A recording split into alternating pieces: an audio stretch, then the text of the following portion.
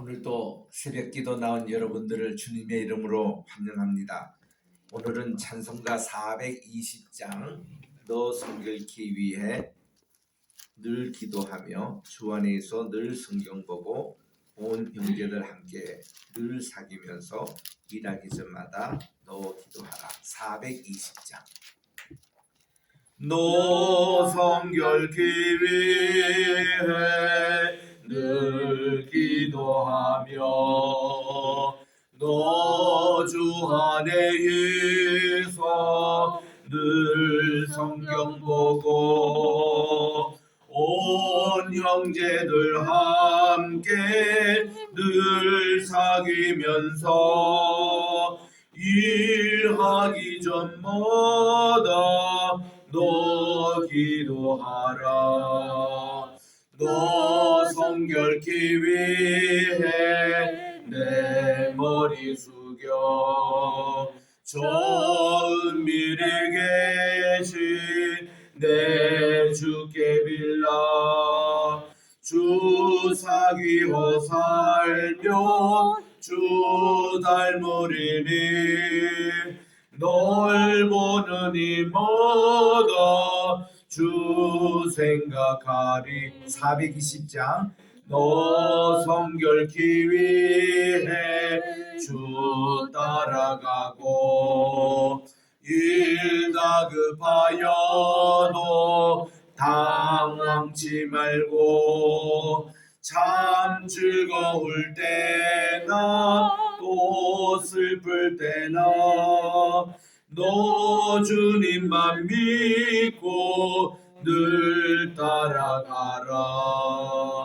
너 성결케 위해 늘 기도하며 내 소원을 주께 다 맡기오라.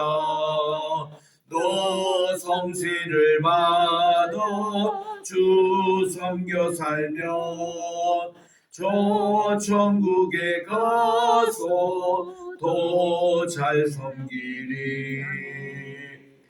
415장입니다. 415장 십자가 그늘 아래 나 쉬기 원하네. 415장 십자가 그늘 아래 나 쉬기 원하네. 저 햇빛이 뜨겁고 또 짐이 무거워 이 광야 같은 세상에 늘 방황할 때에 주 십자가의 그늘에 내 쉴 곳 찾았네. 내 눈을 밝게 떠서 저 십자가 볼 때 날 위해 고난 당하신 주 예수 보인다. 그 형상 볼 때 내 맘에 큰 찔림 받아서 그 사랑 감당 못하여 눈물만 흘리네. 십자가 그늘에서 나 길이 살겠네. 나 사모하는 광채는 주 얼굴 뿐이라. 이 세상 나를 버려도 나 두려움 없네. 내 한량없는 영광은 십자가뿐이라.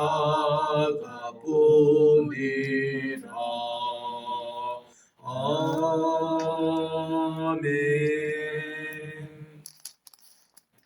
참으로 좋으신 하나님 아버지, 진심으로 감사를 드립니다. 지난 간밤에도 편히 쉬게 하여 주시고 오늘 또 새날 새로운 공기를 마시며 주님의 전회와 첫 시간을 바치오니 오늘 또 2022년 9월 8일 목요일 이 하루를 성별되게 하여 주시고 복되게 하여 주셔서 오늘 또 승리의 하루의 생활이 되게 도와 주시옵소서. 주께서 주신 24시간의 시간을 또한 2배, 5개 남기기를 원합니다. 부지런히 정말 주님의 카이로스 시간으로 만들어서 정말 복된 우리 순간순간이 되게 도와 주시옵소서. 예수님의 이름으로 기도드립니다. 아멘. 오늘은 우리 시편 41편을 묵상하도록 하겠습니다. 시편 41편 제가 1절부터 3절까지 읽을 테니까 4절 한 절을 합독해 주시기 바랍니다. 41편 다윗의 시, 인도자를 따라 부르는 노래. 가난한 자를 보살피는 자에게 복이 있으며 재앙의 날에 여호와께서 그를 건지시리로다. 여호와께서 그를 지키사 살게 하시리니 그가 이 세상에서 복을 받을 것이라. 주여 그를 그 원수들의 뜻에 맡기지 마소서. 여호와께서 그를 병상에서 붙드시고 그가 누워 있을 때마다 그의 병을 고쳐 주시나이다. 시작. 내가 말하기를 여호와여 내게 은혜를 베푸소서. 내가 주께 범죄하였사오니 나를 고치소서 하였나이다. 아멘. 오늘 우리 시편 41편은 우리 시편 제1권의 마지막 시편입니다.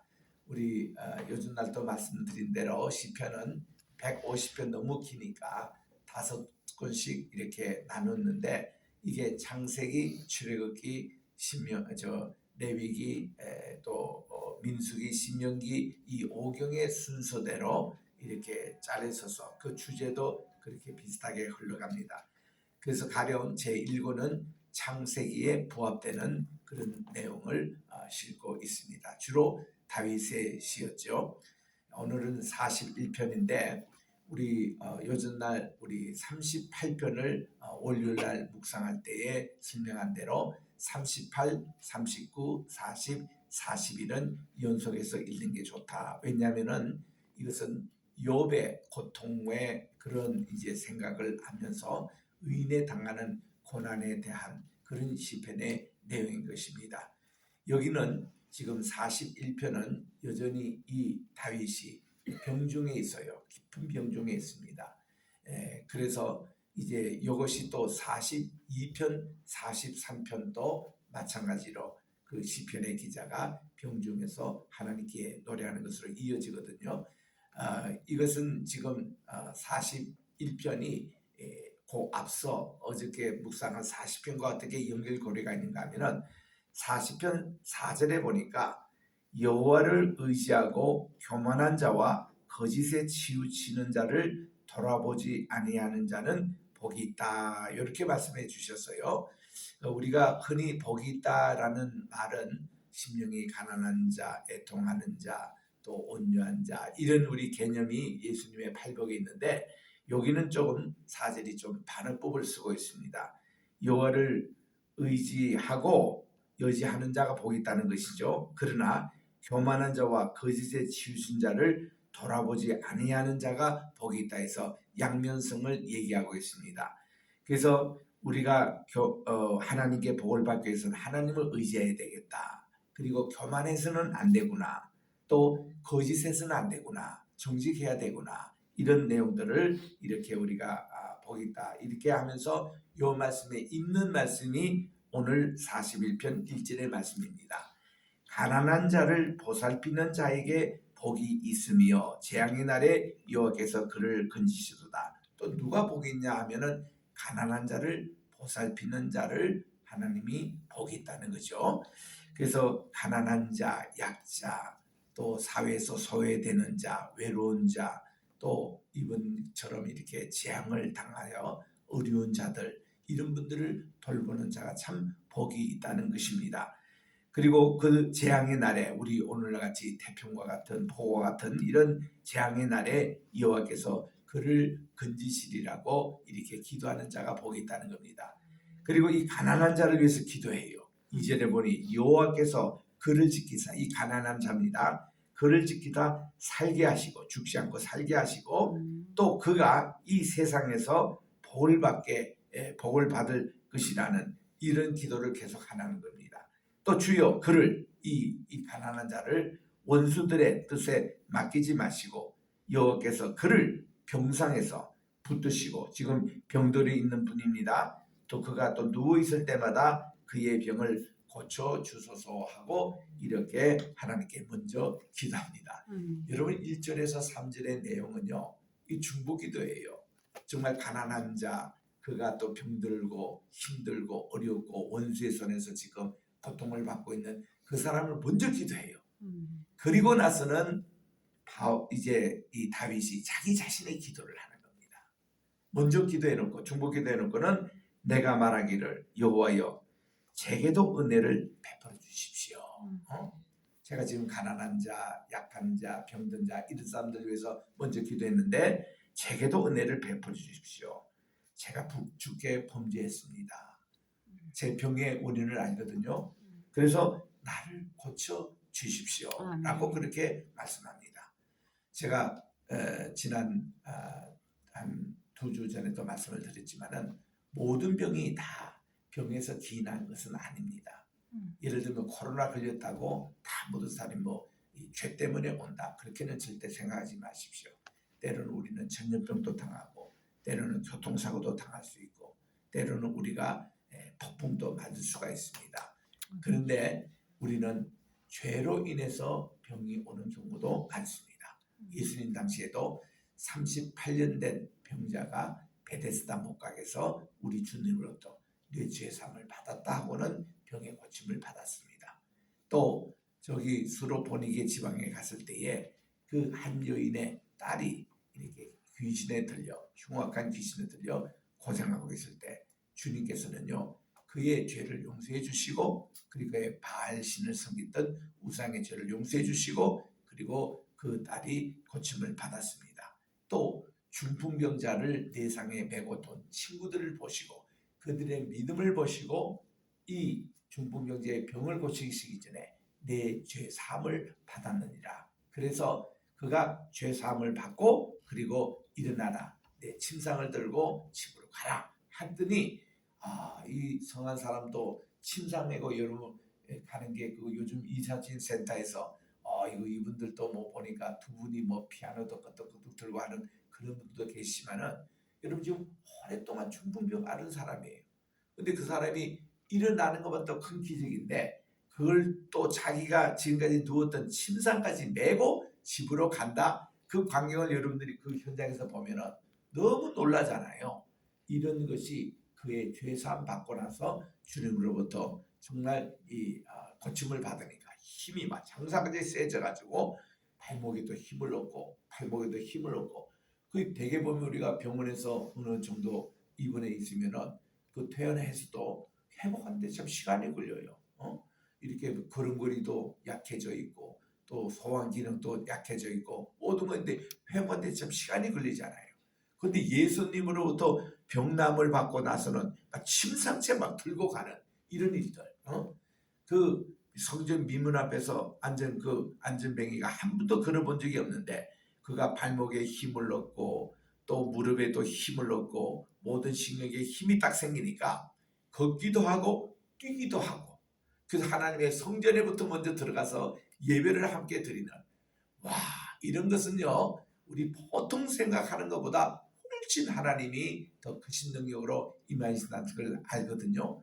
지금 다윗은요, 자기가 병이 들고 힘들 때마다 죄 때문에 그런 것을 항상 고백하는 그런 태도를 갖고 있습니다. 참 좋은 태도입니다. 5절에도 계속 갑니다. 나의 원수가 내게 대해서 악담하기를 그가 어느 때나 죽고 그의 이름이 언제나 없어질까 하나이다. 이 모습에서요, 자기 병든 것은 또 아무것도 아니에요. 자기를 이렇게 괴롭게 하는 원수들, 저 악당, 저게 너무 더 심령을 상하게 한다는 고백을 지고 하고 있는 겁니다. 욥도 그렇잖아요. 자기가 재난을 당하고 몸에 전체 악창이 나고 이거 아무것도 아니었습니다. 그는 그 다음부터 고난이 진짜 시작이 되는 겁니다. 자기 부인으로부터 여보 그러지 말고 하나님을 저주하고 그냥 죽으시오 이렇게 부인부터 막 자기에게 그렇게 얘기하는 거예요. 그리고 또 자기 그렇게 좋아했던 세 친구, 이 친구들이 평소에 욥의 도움을 많이 받았던 분들입니다. 재정적으로나 여러 가지 많은 것을 도움을 받았던 이 친구가 어려움을 딱 당할 때에 욥에게 찾아와서 겨우 한다는 말이 정죄나 하고 뭐 당신의 그 허물이 없느냐고 이렇게 하고 뭐 그거 다 모르는 얘기입니까? 상식적인 얘기를 가지고 욥을 괴롭게 합니다.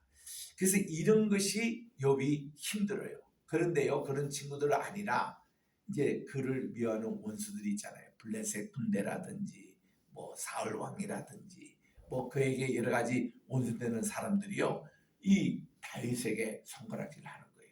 너 하나님 뭐 믿는다더니 꼴 좋다. 그 중한 병에 걸리고 죽을 병에 걸리고 고난 당하고 그 뭐냐고 이런 얘기를 할 때 속이 상하는 거예요. 자기는 하나님의 종이고 예배에 힘쓰고 수금을 뜯고 하나님을 찬양하는 일에 힘쓰고 그러면 이분들이 모든 일이 형통하고 잘 돼야 되는데 뭐 이런 일을 당하니까 원수들이 딱 그렇게 지갈 때 자기가 할 말이 없는 거예요. 하나님 이럴 때 내가 어떻게 해야 됩니까? 어떻게 내가 처신해야 됩니까? 이런 내용입니다. 그래서 제 병도 병이지만은 이 원수들의 이 조롱 소리가 나를 더 지금 괴롭게 합니다. 6절에 갑니다.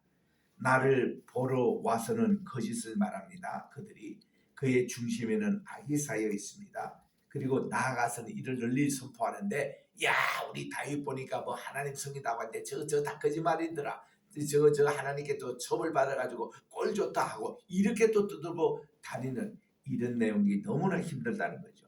요즘으로 용어로 말하면 악플 때문에 힘들잖아요. 최진실 그 배우도 그 악플 때문에 사살했다고 하는 얘기를 우리가 미국에서도 그 어떻게 마음이 아팠는지. 그래서 우리가 거기서 내가 설교하면서 그런 얘기했습니다. 여러분이 유명한 연예인들 이런 분들이요, 악플 때문에 이렇게 자살도 하고 불면증 걸리고 다 이러는데 악플 그거 좀 보면 안 보면 안 됩니까? 그거 뭐 꼭 봐야 됩니까? 아예 안 보면 어떠냐고. 그래가지고 이런 우리들이요 그 좋지 못한 얘기는 되도록 안 듣는 게 좋습니다. 안 보는 게 좋고. 그래서 여러분들이 마음이 상하고 이럴 때는요 되도록 그 댓글 같은 거 너무 연연하지 마세요. 물론 인기 위주로 사는 사람이 댓글에 굉장히 민감하다는 얘기는 있지만은 우리 그런 것 때문에 이게 사람이 힘들어지는 거예요. 7절에 갑니다. 나를 미워하는 자가 다 하나같이 내게 대해서 수근수근거리며 나를 해하려고 꾀하며 이르기를 악한 병에 그에 들었으니 이제는 그가 눕고 다시 일어나지 못하리라 하며 이런 악소문을 퍼뜨리는 겁니다. 여러분 우리들도 이런 경험이 있잖아요. 최고 마찬가지입니다. 코로나가 3차 유행, 4차 유행, 뭐 5차 유행까지 지금 한다고 그러는데 참 코로나 걸리는 사람 예전에는 뭐 목사님 우리 교회는 안전지대다 그렇던가요? 교회도 걸립니다. 새벽기도 하면서 걸립니다. 그렇게 믿음이 좋은 권사님도 걸립니다. 또 장로님도 걸려요. 또 목사님도 걸립니다. 그리고 돌아가신 분들도 많습니다. 이런 모든 분들이 다 죄 때문에 그렇다고 생각하십니까? 꼭 그렇지는 않아요. 꼭 그렇지는 않습니다. 그러나 죄가 있는 건 사실입니다. 어제도 제가 말씀드린 대로 느헤미야처럼요. 우리는 어떤 국가가 어려운 일을 당했거나 가정이 어려움을 당했거나 내 이웃이 어려움을 당했거나 누가 갑자기 돌아가시나 이러면요. 모든 게 내 탓이다. 내가 덜 기도해서 내가 저분을 덜 케어해서 그렇다고 자기 자신부터 죄를 깨닫고 기도하는 자세가 참 중요하다는 거죠. 여기서 지금 다윗 보세요.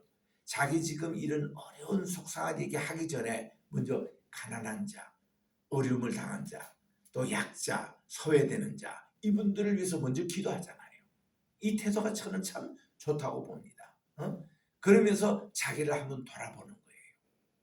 자기를 돌아보면서 하나님께 그러나 마지막 그 응답은 하나님께 있는 거거든요. 지금 순간은 고통스럽습니다. 힘들어요. 그런데 하나님께 의뢰하는 거예요. 자, 9절에 보니까 이제 몇 가지가 이제 이 악인에 당한 지금 마음의 고통을 지금 그 탄원하는 겁니다. 내가 신뢰하여 내 떡을 나눠 먹던 나의 가까운 친구도 나를 대적하여. 이거는 뭔가니 자기 가까이 있는 친구, 자기 가까이 하는 동업자, 또 자기 가까이 하는 그 자기의 신하들, 이런 사람들이 나를 대적해서 그의 발꿈치를 들었나이다. 이 발꿈치를 들었다는 표현은 모독한다는 얘기입니다. 자기 지금 상사를 모독해요. 그의 마음에 상처를 줍니다. 이 발꿈치를 들었나이다 하고 이렇게 어려운 일을 탄원을 하는 것입니다. 그런데요, 10절부터 터닝 포인트가 됩니다. 이게 역전이 일어나는 거예요. 10절에 보니까 그러하오나 그럼에도 불구하고 이런 뜻이에요. 이게 참 중요합니다.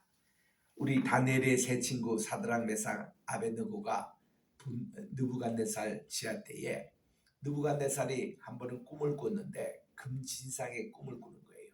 머리는 금이고 어깨는 은이고 배는 동이고 허리 이하는 철이고 그리고 발은 보니까 철과 진흙이 섞여 있는 이런 금신상의 꿈을 꿉니다. 그래서 정말 자기가 이 꿈을 위해서 번민하고 있었어요. 그래서 이 다니엘이 그때 있을 시절인데 포로로 잡혀왔을 때에 그래서 이 꿈을 해몽해라고 했습니다. 아무도 해몽할 사람이 없었습니다. 왜냐하면 하나님께서 주신 꿈이기 때문에 우상 이름 가지고는 박수, 술객, 무당 이들은 전혀 그 영역이 아닙니다. 아무도 못 불었습니다. 그때 이 느부갓네살이 너무 화가 나가지고 모든 무당, 술객 그리고 방백들을 전부 다 죽이라고 그랬습니다. 거기에 누구까지 포함되냐면 다니엘까지 포함되어 있는 거예요. 다니엘은 지혜로운 자로 지금 이 키움을 받습니다. 요즘으로 말하면 정치 학교에 지금 수업을 받고 있는 다니엘이에요.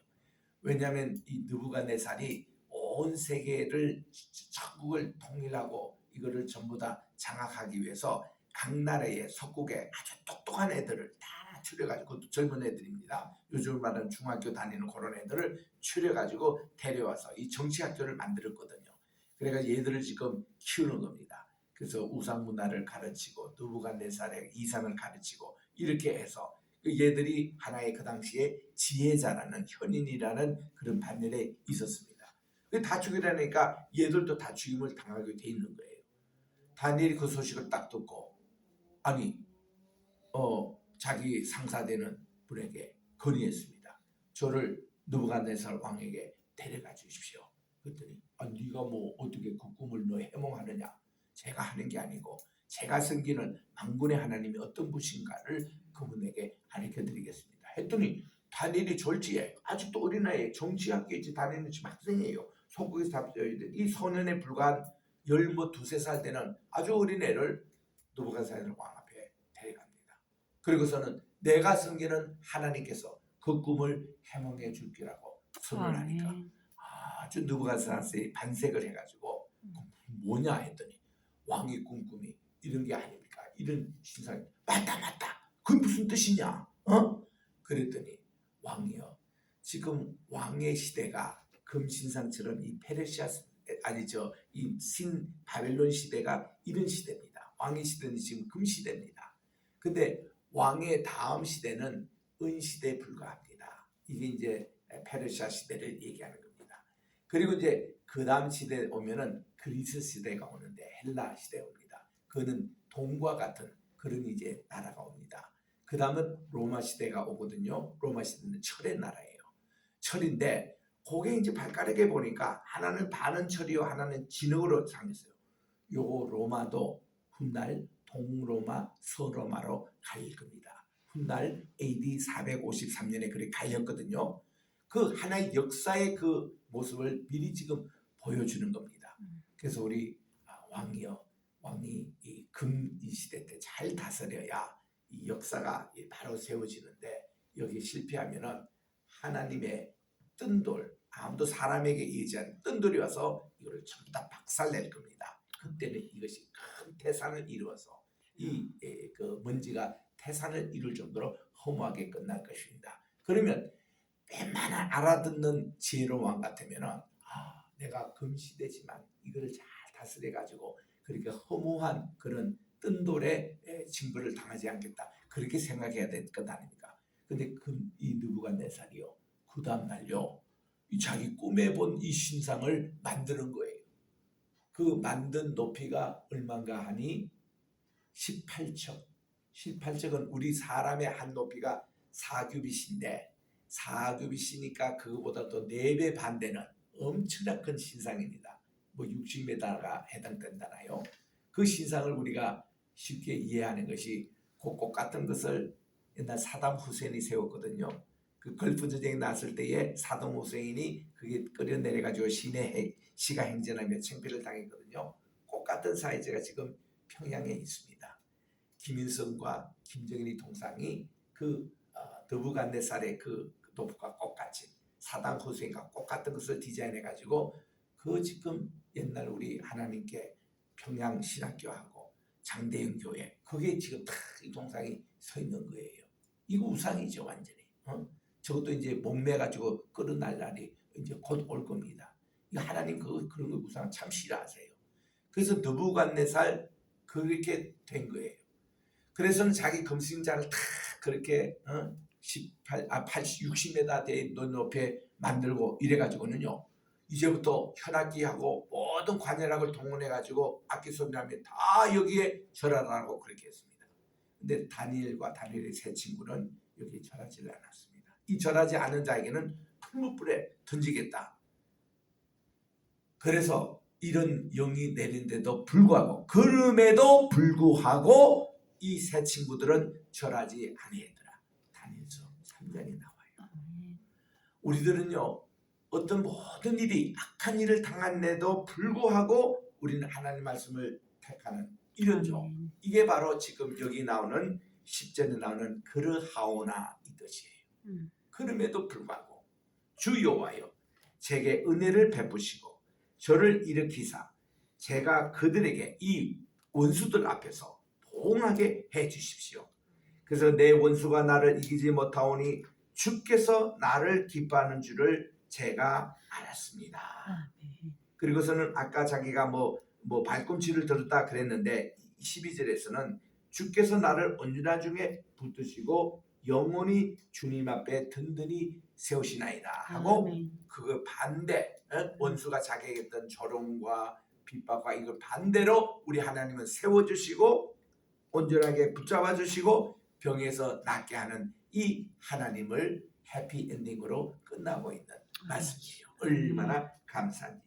그리고는 13절 말씀은 다 같이 우리 요거 성령 부분입니다. 시작. 이스라엘의 하나님 여호와를 영원부터 영원까지 송축할지어다. 아멘. 아멘. 저는 영원부터 영원까지라는 말 대신에 무궁부터 무궁까지 이렇게 번역하고 싶습니다. 이게 히브리 말의 올람 번역의 바른 말이에요. 무궁이란 말, 담이 없다는 말. 영원이란 이 영혼은 헬라 철학적인 영혼입니다. 무한대의 개념이에요. 우리는 그런 무한대, 인간의 시간을 무한대로 확정하면은 이게 영원이라고 헬라 철학은 나오는데 히브리 사상은 다릅니다. 하나님의 시간은 카이로스 시간과 인간의 시간 크로노스, 시간 자체가 틀립니다. 질의 퀄리티가 다릅니다. 퀄리티와 퀀티티가 다른 게 우리 이 카이로스와 크로노스 시간 차이거든요. 그래서 하나님은 하늘에 계시고 인간은 땅에 있을 뿐입니다. 인간의 시간은 아무리 무한대를 연장해도 영원히 되지 않고 이거는 인간의 시간일 뿐입니다. 하나님 눈에는. 하나님은 시간이 완전히 틀려요. 그걸 카이로스 시간이라고 합니다. 그래서 이 무궁이라는 말이 바로 그런 용어예요. 하나님의 시간을 말합니다. 그래서 웨스트민스터 신앙 고백에서 하나님 누구시냐 할 때 첫 번째로 하나님은 올라 무궁이시며 이렇게 얘기합니다. 그리고 우리는 이 영원이라고 그동안 이해했던 개념들 다 무궁으로 바꾸는 게 좋습니다. 영원한 생명이 아니라 무궁한 생명, 영원한 언약이 아니라 무궁한 언약, 영원토록 이게 아니라 무궁토록. 그래서 여기에 보면은 시편 90편 모세의 기도에도 하나님을 그 영문 무궁부터 무궁까지 이렇게 하는 거예요. 이걸 올라 우리 히브리 말하면 메하올람 베에트하올람 이렇게 되는 거예요. 올람. 무음부터 무음까지. 이것이 이제 성령입니다. 이것은요 시편 1권 전체의 성령이에요. 한 권 끝날 때마다 이 성령이 꼭 들어와 있습니다. 이게 전체 주소입니다. 자, 우리 2권 끝나는 것이 72편이거든요. 72편 한번 보시기 바랍니다. 72편에도 보면 성령으로 끝나고 있습니다. 18, 19절에 홀로 기이한 일을 행하시는 여호와 하나님 곧 이스라엘의 하나님을 찬송하며 그 영원한 이름을 영원히 찬송할지어다. 온 땅이 그의 영광이 충만할지어다. 아멘 아멘 하고 72편 끝도 성령으로 끝나고 있습니다. 또 3권 끝을 갑니다. 89편 맨 끝에 한번 가봅시다. 89편 맨 끝도 성령으로 끝나고 있는데 우리는 항상 예배 마지막도 성령으로 시작해서 성령으로 끝나고 우리 기도도 성령으로 끝나고 우리 찬미도 항상 성령으로 끝나는데 89편 맨 끝에도 보니까 여호와를 영원히 보다 무궁입니다. 무궁이 찬송할지어다. 아멘 아멘 하고 4권이 시작됩니다. 4권의 끝이 105편입니다. 105편 맨 끝에도 우리 가봅니다.